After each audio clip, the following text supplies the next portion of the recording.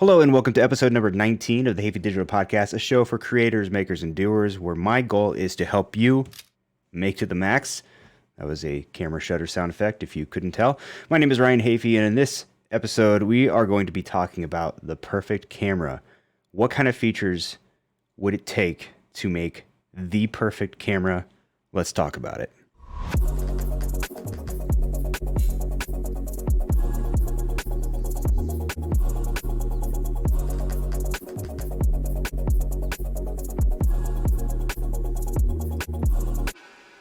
All right, welcome to the show.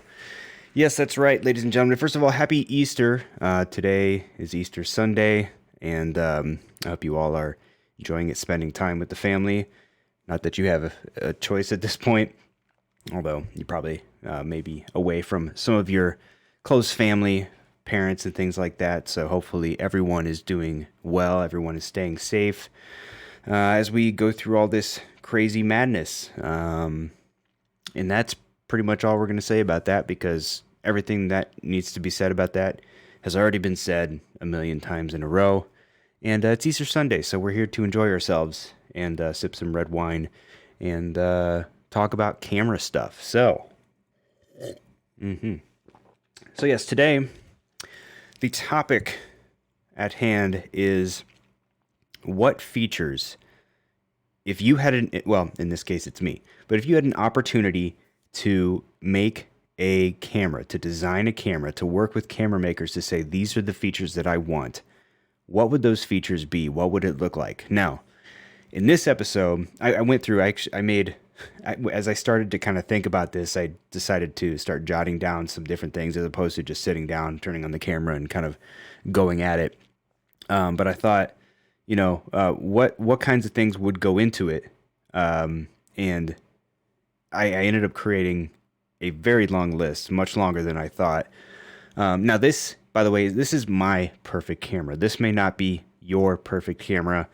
A lot of the features that I'm going to be talking about, some of them are kind of common sense. A lot of them are going to be based around some of the shortcomings of cameras that I've used in the past, specifically the A7 III, previous to that, certain Canon cameras.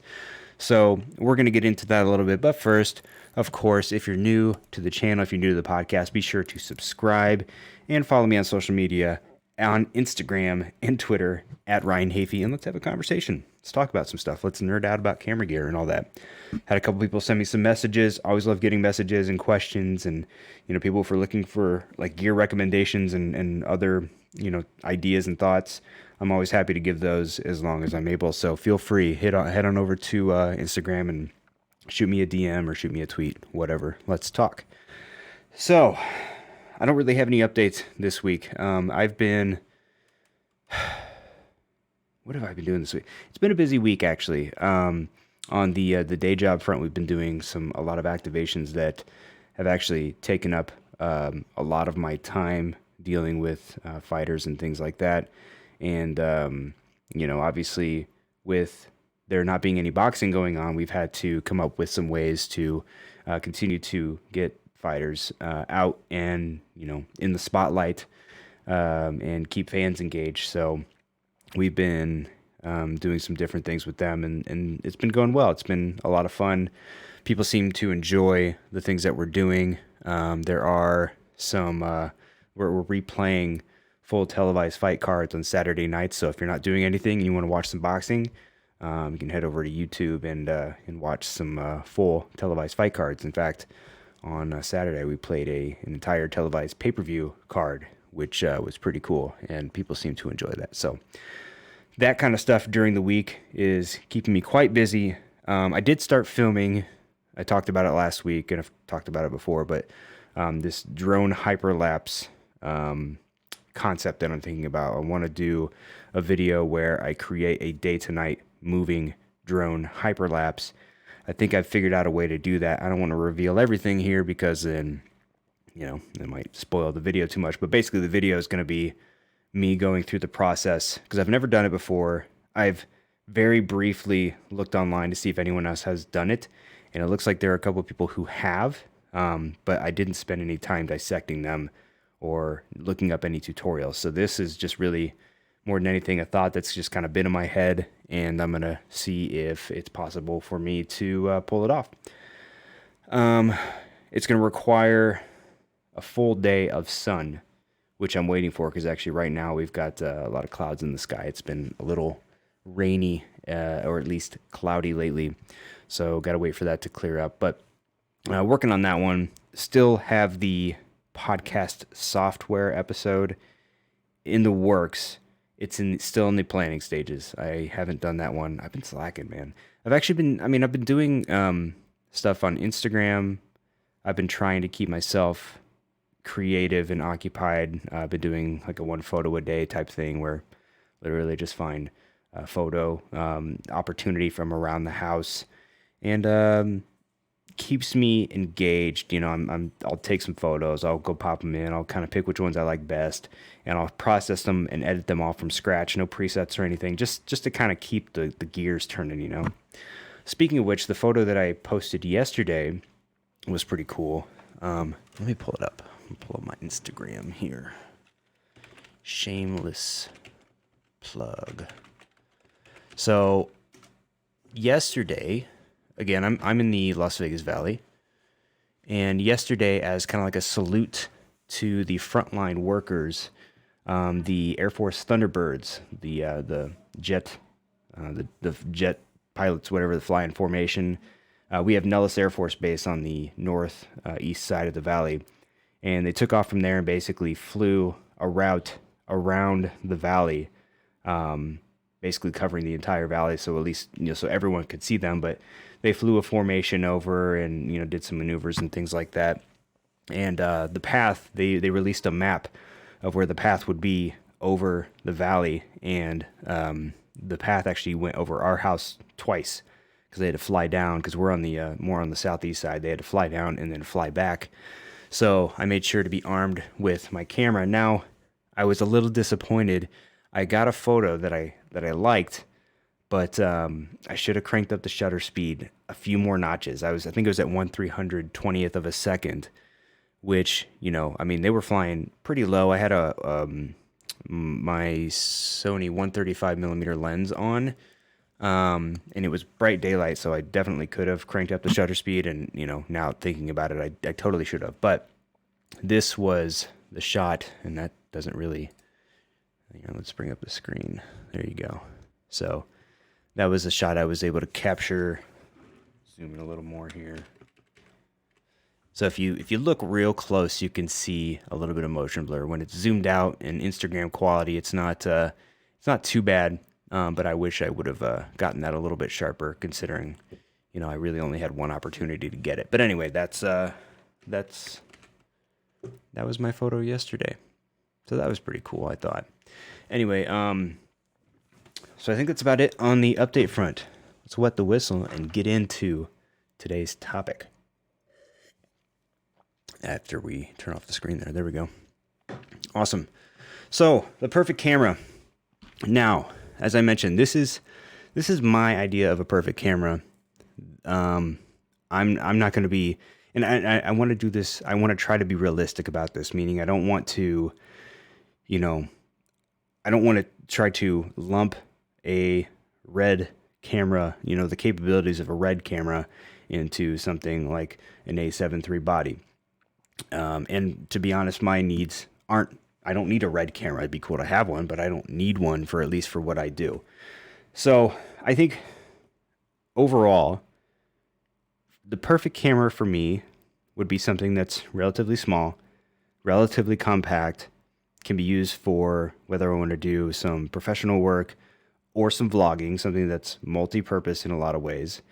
And by the way, I'm going to go through this list, and I guarantee there's going to be a lot of stuff in there that, at least at this point in time, would be impossible. Either that or the combination of these things together might be impossible.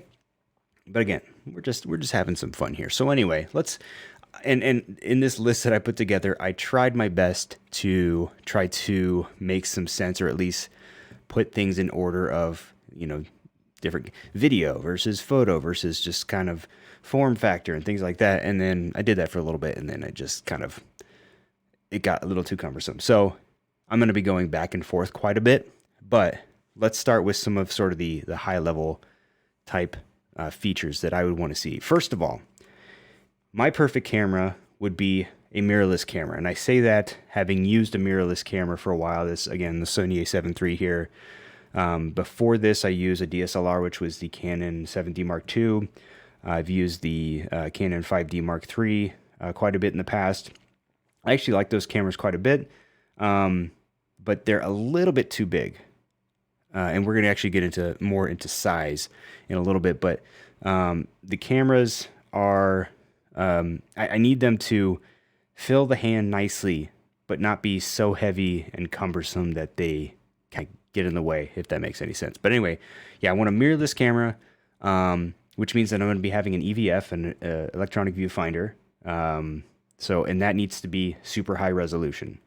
I need to be able to see everything I'm looking at, and it needs to adjust with my changes in exposure, just kind of like the Sony does now, where if you change this exposure dials and things like that and exposure settings, you'll see those changes reflected in your EVF, unlike DSLR cameras where you're just looking directly what's coming in through the lens.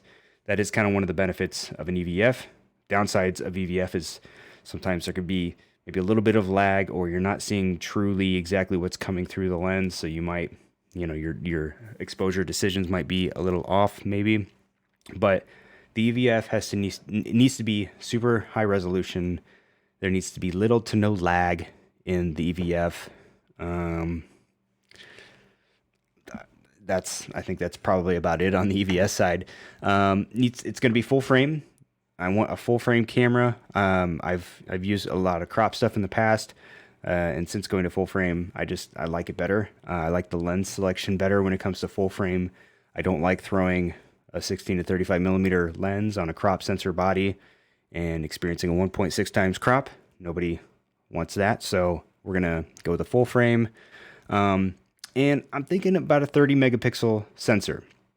I'm gonna be using this perfect camera for video and photo, but when it comes to photos, I'm not printing out photos that are gonna line the sides of tall buildings. I don't need crazy high resolution. I just need good resolution, something that's, most of the stuff that I do is going to be all digital anyway. So this is, I think, 24 megapixels, and I think an additional bump of around 6 megapixels is going to be more than enough for what I need, because right now the resolution on this is more than enough. And besides, even the file sizes on these are even big.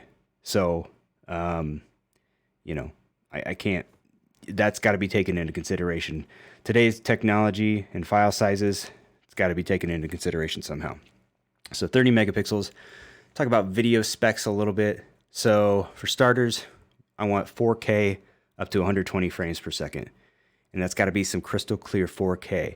Do like the Sony a7 III, where I believe it downsamples from 6K. It doesn't shoot 6K, but I believe from what I've read and heard, it downsamples the 4K to the 6K to 4K, and that's why the 4K on the A7 III looks so good, especially in comparison to the 1080. I've always thought the 1080 on the A6500 and the A7 III to be quite soft.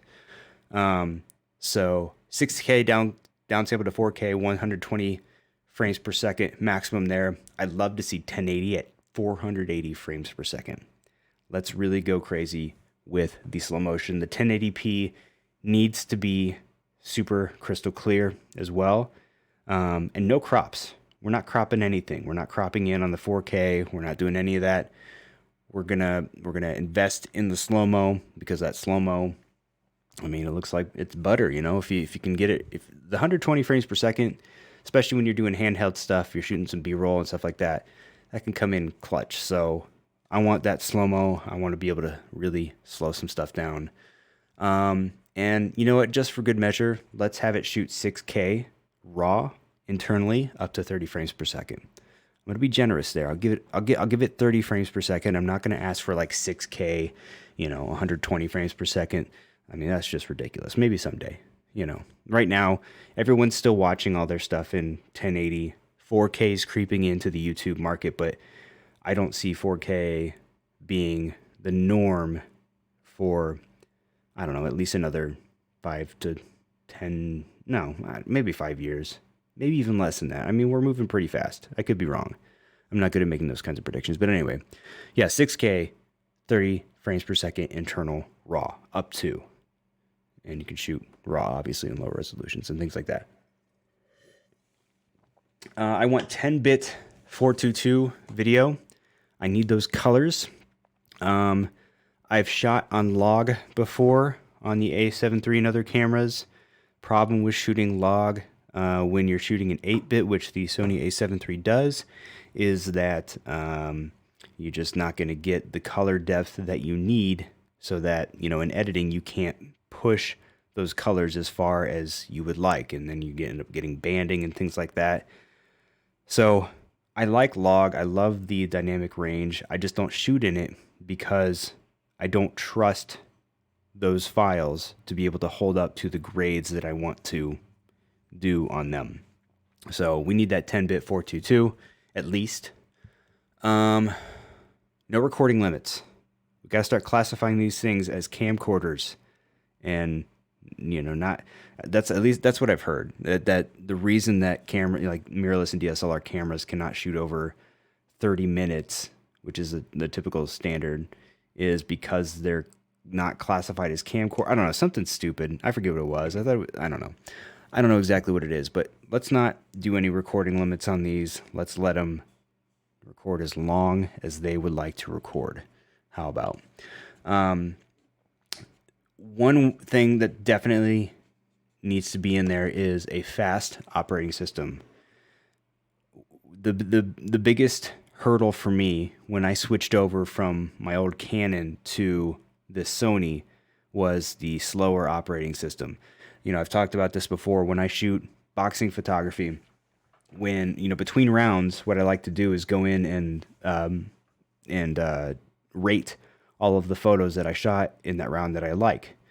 On the Canon, you can literally just skim through, find what you like, rate, boom, and keep moving on with no lag whatsoever. On the Sonys, I find that there's sometimes there'd be 1-2 seconds worth of lag that you have to wait for before you can move on to the next photo, and it's just obnoxious. So it's got to be fast with no lag, and it's got to be well organized. I find that I've gotten used to the Sony menu system, but it's still, I don't know. They've got, like, they do this thing where they put, let's bring it up here. I don't know if this is going to work out too well. I probably should have plugged this one in HDMI, but like on the back, they've got these two camera icons up at the top there. And they tried to lump a lot of the photo stuff into the first one here, and then video stuff into the second, but really there are settings in both that kind of overlap. So maybe even have a third, tab there where you have settings that apply to both. You know what I mean? Yeah, and there's got to be a lot of customization options within the menu. Let me zoom that back out there. But yeah, well organized, just easy to find. Like, it needs to make sense. I remember the Canon, I guess the Canon menu system suffered from some of the same issues that the Sony does. But yeah, it just needs to be fast and well organized. How exactly that would look, I'm not exactly sure. I'd have to really sit down and think about it, but that's what I want.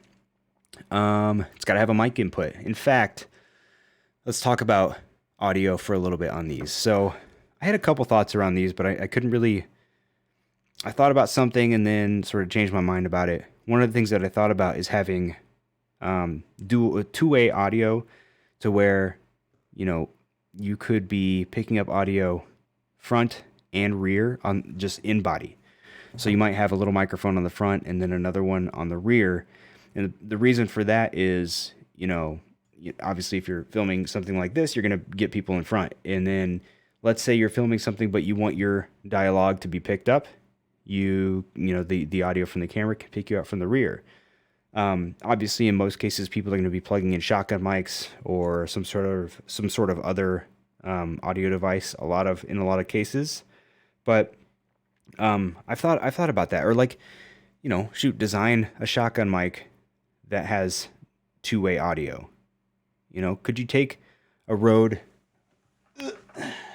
one of these, which is a Rode VideoMic Pro, and, add a second channel to it that faces backwards so that if you're filming someone, but you want your audio to be picked up, or maybe your audio picked up like on a separate track or something like that, you've got a microphone pointed towards you, because this is going to eliminate or reduce a lot of the audio from behind it and only pick up audio in front of it.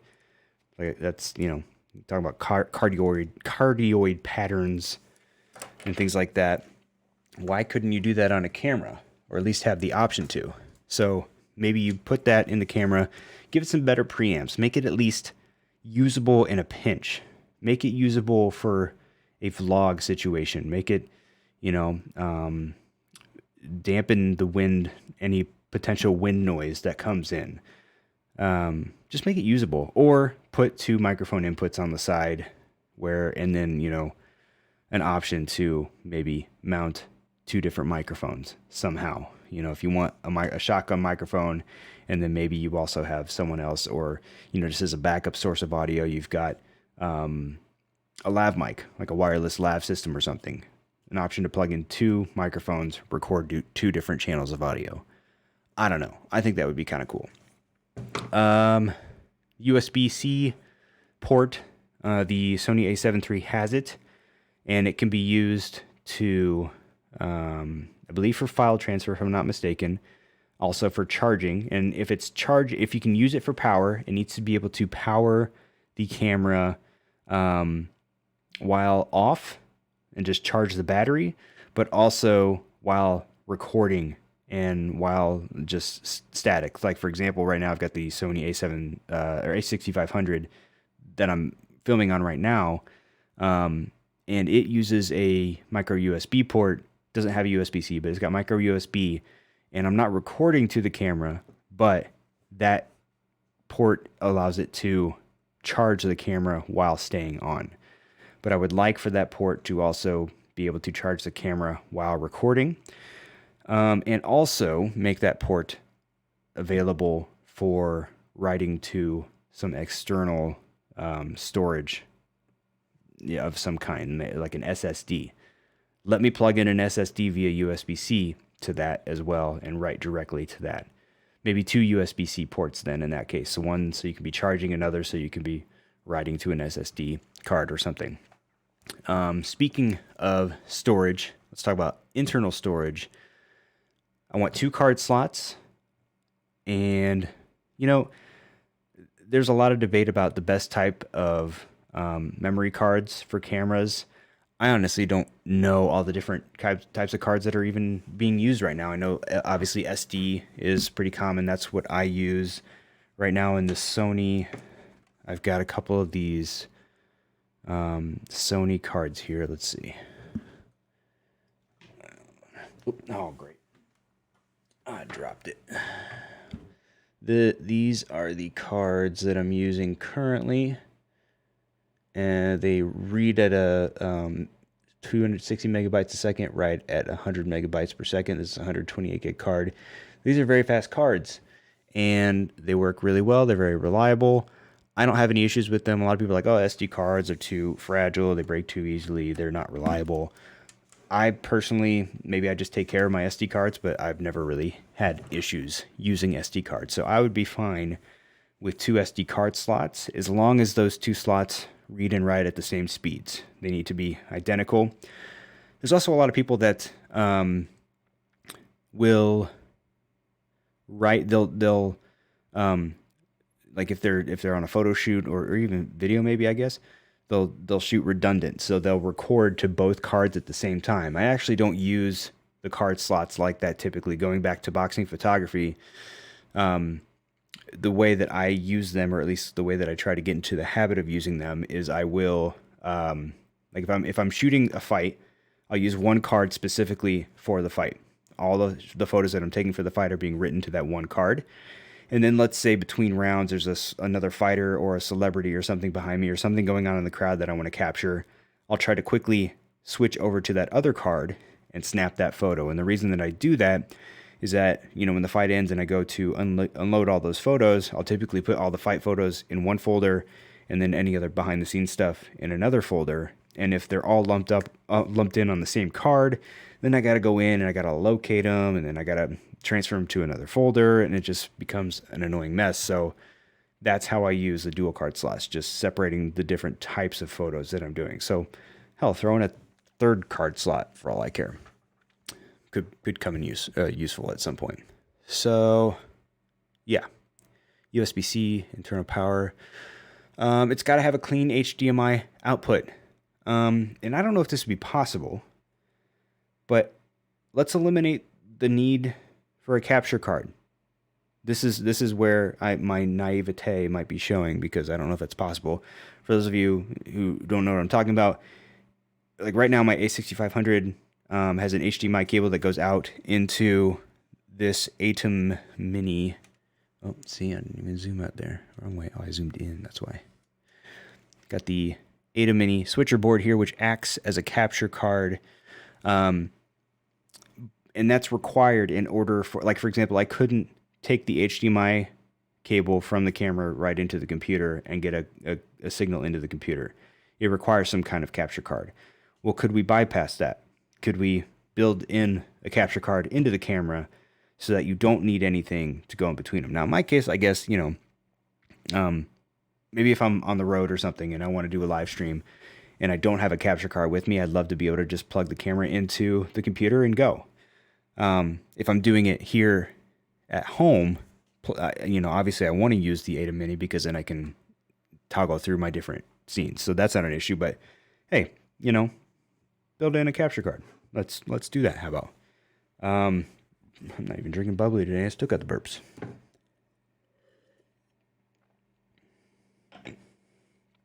So yeah, clean HDMI out.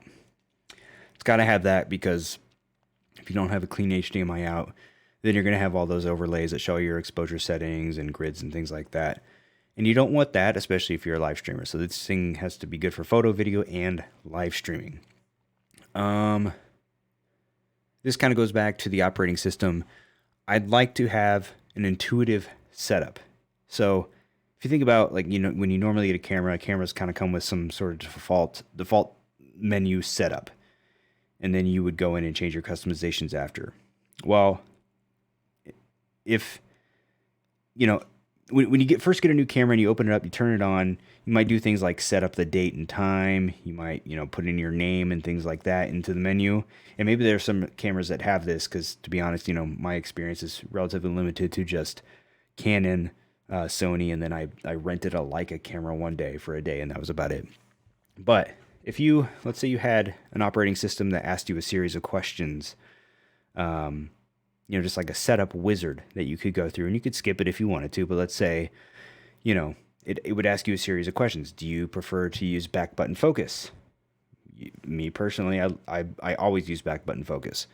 Okay, yes. And then you can select that, and then instead of having to go in later and change the customizations to set up back button focus, it's already done for you up front.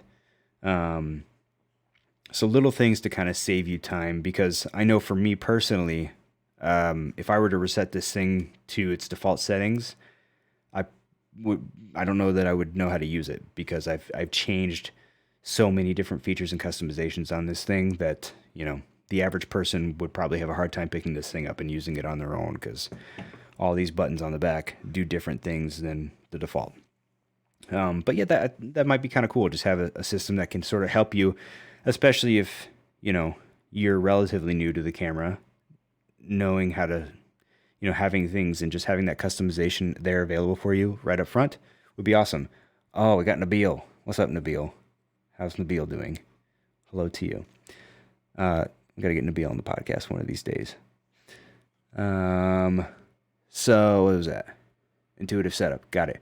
Dual card slots. Covered that. Weather sealed. It's got to be weather sealed. It's got to be durable. The Sony cameras are decent with that. The Canon cameras are really good, and they're very weather sealed. Luckily, I've never run into any structural or weather issues with the Sony a7 III. I did drop my A6500 once, kind of right on the corner where the battery door is. got a little bit of structural damage, but actually was okay outside of that. But it's got to be tough. It's got to be, it's got to take a beating, and you got to be able to take it out in the rain and, in the mist and the elements, and not worry about your camera being destroyed. Is there anything you miss from the Canon versus the Sony?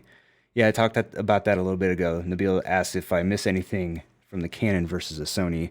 The big thing that I missed was the operating system. The Canon operating system, I thought the menus were a little bit better organized, and it was just a lot faster. It was super snappy versus the Sony, which there's a little bit of a lag.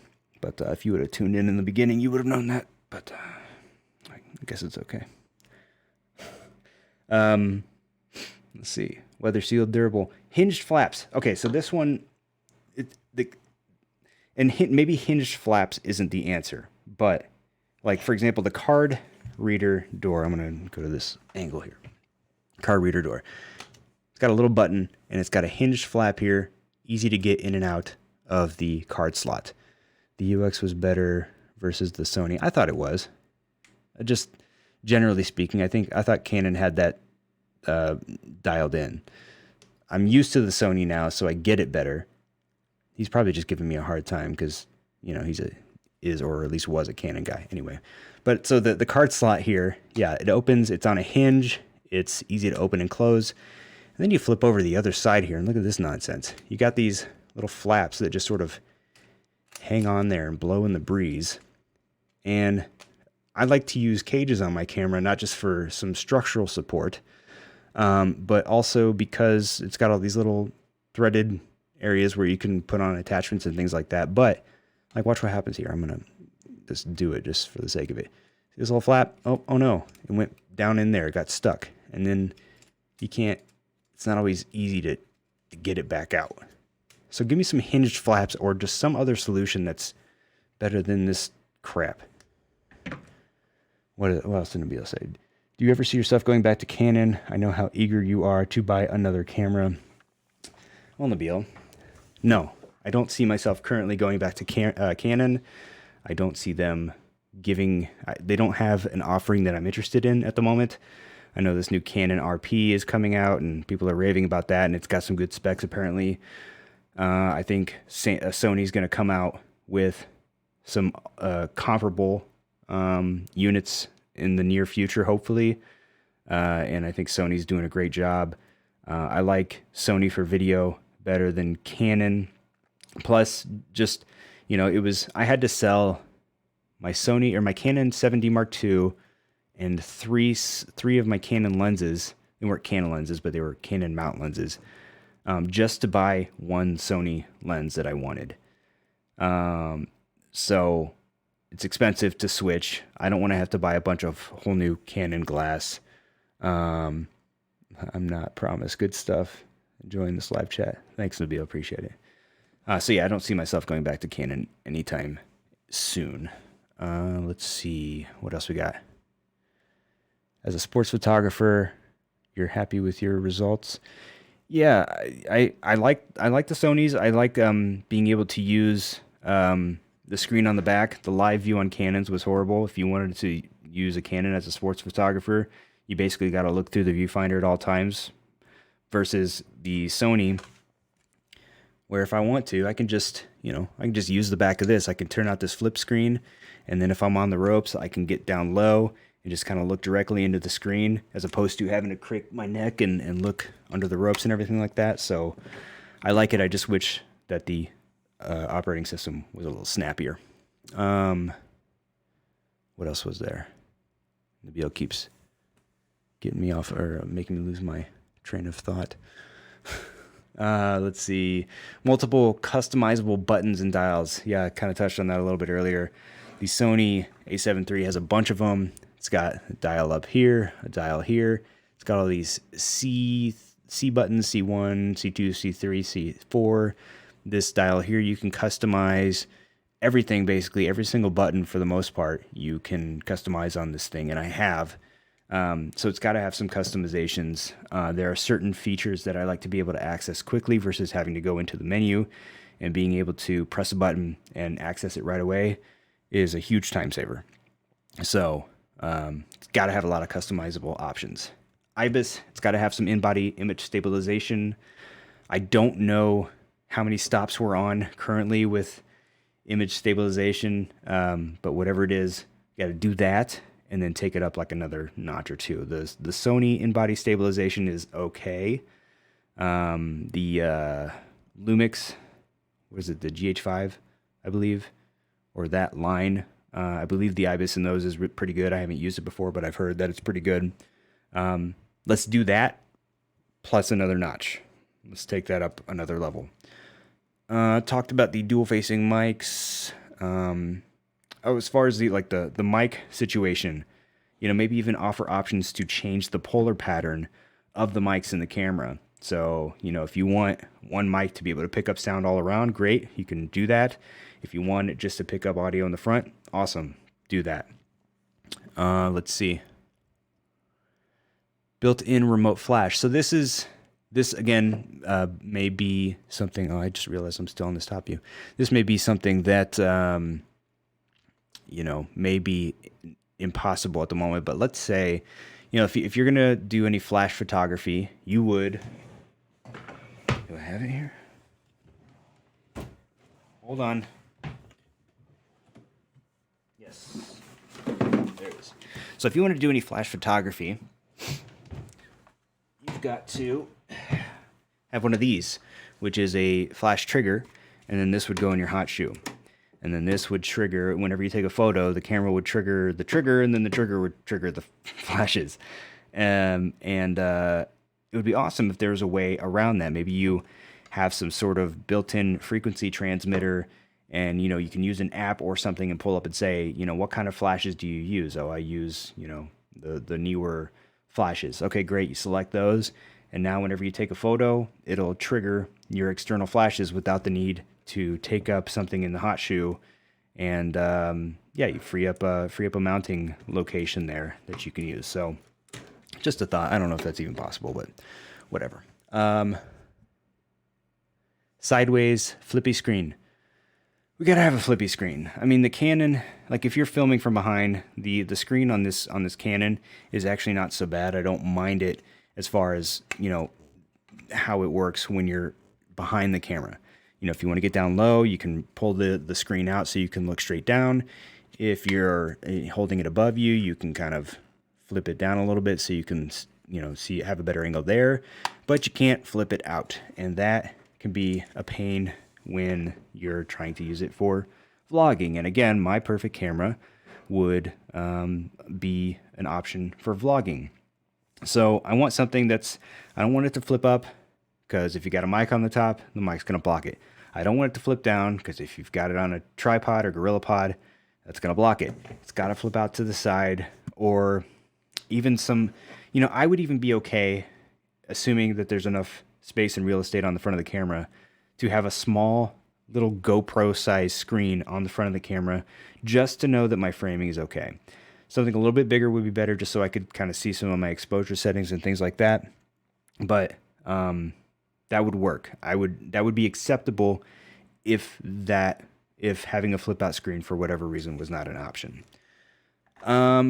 We got to have the zebras. We got to have the focus peaking zebras. If you don't know, you can set your camera to alert you whenever you're reaching a certain, whenever you're about to clip your highlights, and you can set that to varying, like on the Sony, you can set that to like 90, 95, 100 plus, so that when your highlights hit that level, you're going to get little zebra stripes in your EVF and on your live view screen there, so that you know that you're starting to clip your highlights. Got to have those. Focus peaking. If you ever use manual focus, it's going to show you using kind of in my case, I use red, but you'll see whatever is the most contrasty in red, and that means that those are the things that are most in focus in your clip there. Got to have those. That's kind of goes without saying. You got to have the various picture profile options. You got to have log, like I mentioned before, and if we're going to be throwing 10-bit 422 in there, got to have log. I like the Cine profiles. I like the HLG profiles. I don't need any of the other like gimmicky stuff. I don't need any like, I mean, I guess I don't know, these be considered as picture profiles, but more of just like shooting styles, or I forget how they categorize it in the Sonys, but like, landscape, portrait. I don't need any of that stuff. I never use that stuff. That's another point too. Like, on the top of this dial on the Sony A7 III, let's bring this in a little bit. You've got program mode, aperture priority, shutter priority, manual. You've got a couple dials there for some custom settings. You've got video mode, and then the rest of those, get rid of them. I don't need full auto. I never shoot in full auto. I don't know what SCN is. I don't know what SNQ is. I honestly have no idea what those are because I never used them. I'm sure I looked them up and knew at some point, but get rid of those and give me more customizable settings to turn the dial to, so I can lock in more settings. I like those customizable settings. Again, going back to boxing, if I'm going from the ring to, say, the locker room, that's obviously going to be two very different lighting situations. And instead of me having to switch all my camera settings from one to the next, it's just easier to turn the dial, figure it out in advance, go into a locker room, take a couple shots, get the settings dialed in, save them to one of those custom settings, versus having to change all of the camera settings every time you go back and forth and the white balance and all that stuff. So give me more customizable options on the dial there. There was another thing I had about that as well. Yeah, just removing beginner settings, dials, that type of stuff. Yeah, moving on from that, we got to get some crazy good autofocus in there. The Sony autofocus is really good.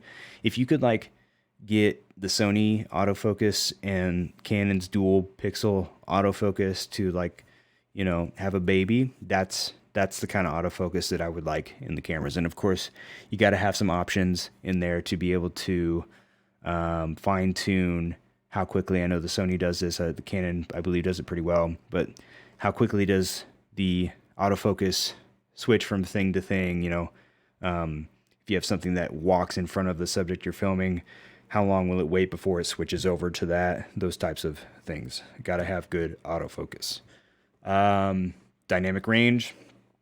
I don't know where we're at as far as dynamic range, kind of on today's cameras, but it just needs to be good. We got to have dynamic range. I want red camera level dynamic range in one of these bodies. I think we're at the point now where we can do it or get very close to it.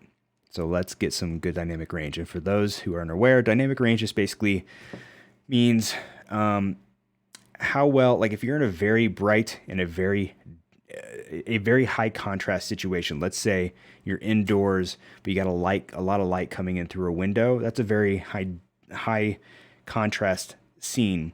And for most cameras, it's going to you're either going to have to expose for that bright light, or you're going to have to expose for the shadows and blow out the highlights, one or the other.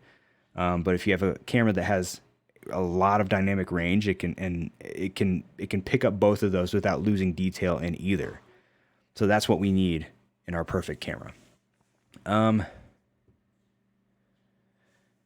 We need to be able to switch back and forth between photo and video very quickly. The Sony does that okay, but there are a couple things that are a little bit of a pain. Number one being, I think it's the picture profile. When you switch from the camera setting over to the photo setting, the picture profile stays. And when I'm shooting photos, I don't want any picture profile turned on. I want that turned off. And again, you can use custom settings. You can set up custom things. So if you're going back and forth, you can just turn the dial to one custom setting that maybe is set up for video, one that's set up for photo. But again, on the Sony, I've only got two of those, two options for that. And you can customize more, but then you kind of, it's hard to get to them if it's beyond these two that are on the dial, or at least it takes a little bit of extra time. So I don't know what that looks like going back and forth between photo and video necessarily, but it's got to be fast and it's got to be seamless, because I do that a lot. Where are we at? Auto white balance lock. So this is something I've thought about. So on cameras, obviously a lot of pretty much every camera, and maybe there's a camera out there right now that does this, and that would be awesome if anybody knows. But is wireless transfer important to you? Yes, it is, and that's on the list shortly. Wireless transfer. But as far as white balance is concerned, you've got your built-in settings like cloudy and tungsten and sunny and that type of stuff, and that's great and everything. And you can set custom white balance. I like how the Sony allows you to set a custom white balance. If you've got like a white balance card, you can easily set a custom white balance. But what cameras don't have, or at least the Sony doesn't have, if let's say you turn the dial to auto white balance, and you've got your camera on and you're pointing it at something and you like the way that white balance looks, I want a way to be able to lock that in and save that as my custom white balance, because I find that the auto white balance on this in most cases is pretty good. So if it's on and if I like the way it looks, I want to be able to lock that in, because there's still, even if you're using auto white balance and you're moving around, even if the lighting is the same, you run the risk of the white balance fluctuating a little bit as you turn around and maybe film in different areas and things like that. So I would like to be able to lock in whatever the white balance setting that pops up when you use auto white balance, if that makes sense. Great battery life. Got to have great battery life. The Sony a7 III has these batteries here, which are pretty good. This is versus, see if I can do this. I hope I can do this. Yes, I can. Oh no. Hold on. Wait, okay. Well, that's good. I'm on this scene anyway. So, I just turned off. Here, we're going to go here. So I thought that because this camera was plugged in that I could take out the battery while it was still on, and it froze. So let's see if I can get it back here. There we go. Camera 1, perfect. Okay, we're back. Anyway, yeah, so I can't show you for comparison, but these are the batteries in the Sony a7 III, and they last for a good amount of time. It's not perfect, but they last for a while. The cameras the batteries in the Sony a6500 are crap, and they don't last for very long at all. So it's got to have good battery life. And actually, on the subject of kind of camera body size, I'm perfectly okay with having a bigger battery grip area, with let's make the battery a little bit bigger so it lasts longer, and then just give me something that's going to fit well in my hand. Like, if I don't mind having a bigger battery grip if it means that I can hold it a little bit better. And I'm not looking for a point and shoot sized camera. I want something that's going to have a little bit of weight to it, so that, it just feels sturdy. It feels firm. It's not going to move around as much if I'm trying to get smooth shots. Give me a bigger battery grip. I'm okay with that. Small but fits the hand. Bigger battery grip. Just talked about that. Wi-Fi capable. So yes, Wi-Fi capability, to be able to your question, is important, and I would honestly like, because there's been times where if I'm shooting an event and I want to quickly transfer something to my phone, you got to go in, you got to hit the menu, you got to go to the right menu setting, you got to scan the freaking barcode on the back of the camera, and then for whatever reason on iPhone it takes a while to send over via Wi-Fi. Let's put a little Wi-Fi switch on the side of the camera, because Wi-Fi, as you probably know, will use up more of your battery.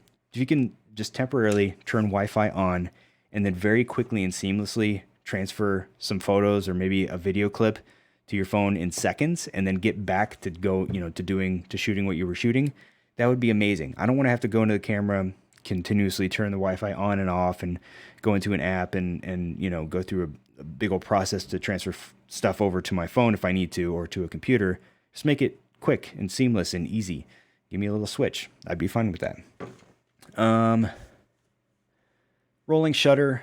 Rolling shutter is an issue with a lot of, these types of cameras. Let's do something about that. I don't know exactly what it takes to get rid of rolling shutter. By the way, rolling shutter is let's say if you were to hold your camera out your car window as you're driving down the street, and you see instead of let's say you're driving past light poles, if you're driving down in a car, those light poles are going to look bent, and that just basically it's how the sensor sort of captures the picture from top to bottom. So because it's capturing the top of the image slightly before the bottom, instead of having them straight up, it's going to look a little bit bent. And it's pretty common, but let's see if we can bring that down a little bit for the perfect camera here. My perfect camera would default to back button focus, which we mentioned earlier. Back button focus, by the way, is just being able to, instead of using the shutter button to focus and take a picture, you take the focusing ability and the exposure lock away from the shutter button. And for me, I use the AF on button on the back. So this basically is going to lock in my focus. And then when I'm ready, the shutter button, all it's going to do is take the picture. Press that in, takes the picture. That's its only function. I just find that it's easier to, because if you're using the shutter button to focus, you got to like half press it, and then you got to be kind of careful about how much you press it, and everything like that. So I just find back button focus to be a lot more easy, especially in sports photography.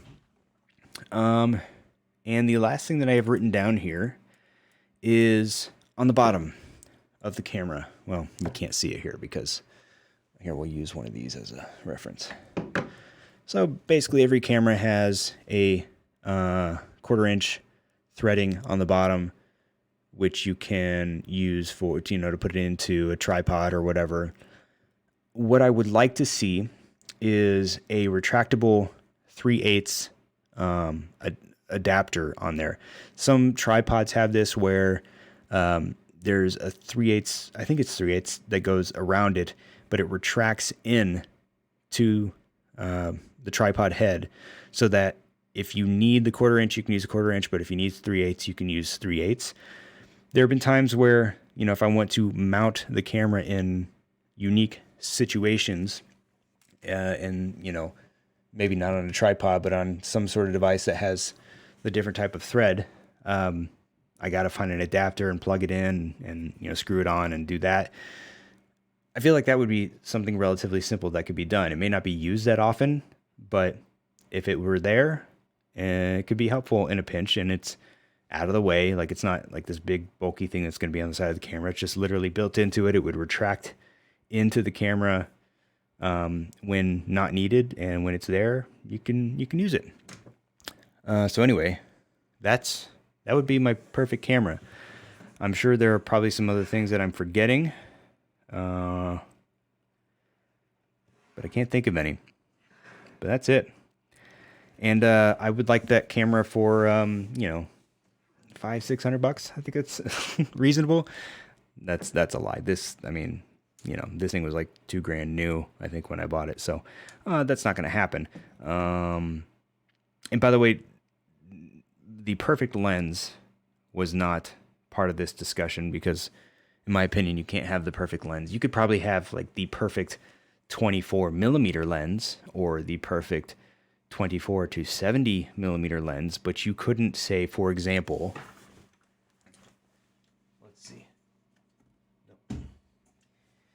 you couldn't say, for example, have a lens this size that was like a 10 millimeter to 600 millimeter focal length with a maximum aperture of 1.8 f1.8 across the full focal range. It just wouldn't work. Just physically, it would not work. So I did not include that in this discussion. Instead, just make some nice lenses available for my perfect camera, and I will buy an assortment of them that work for me. Yeah, that's what I'll do. Anyway, that's my perfect camera. This went a lot longer than I had anticipated. If you stuck with me this long, I appreciate you. Be sure to click the subscribe button if you are not already subscribed, and follow me on social media at Ryan Hafey on Instagram and Twitter. Thank you, as always, for watching. Thank you for listening.